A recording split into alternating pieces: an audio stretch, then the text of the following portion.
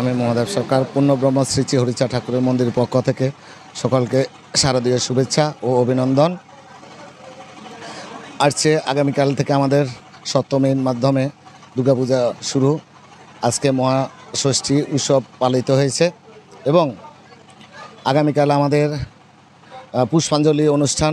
পুষ্পাঞ্জলি পরে আমাদের সন্ধ্যায় সাংস্কৃতিক প্রোগ্রাম এবং আরতি, এর মাধ্যমে আমাদের অনুষ্ঠান বিজয়া দশমী পর্যন্ত আমাদের চলমান থাকবে।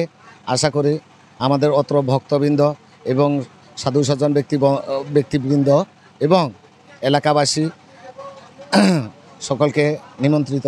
আপনারা সকলে এই মহা উৎসবে দুর্গাপূজা শারদীয় উৎসবে আমন্ত্রিত। ধন্যবাদ সকলকে, শুভেচ্ছা। নমস্কার, আমি পূর্ণব্রহ্ম শ্রী শ্রী হরিচা ঠাকুর আশ্রমের বাৎসরিক শারদীয় দুর্গা উৎসবের সম্মানিত সভাপতি বাবু সঞ্জয় কুমার পোদ্দার। সবাইকে শারদীয় শুভেচ্ছা এবং অভিনন্দন।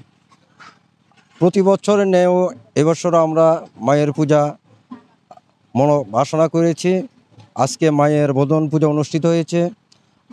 আগামী দিন থেকে মায়ের সপ্তমী পূজা, পরের দিন অষ্টমী এবং নবমী।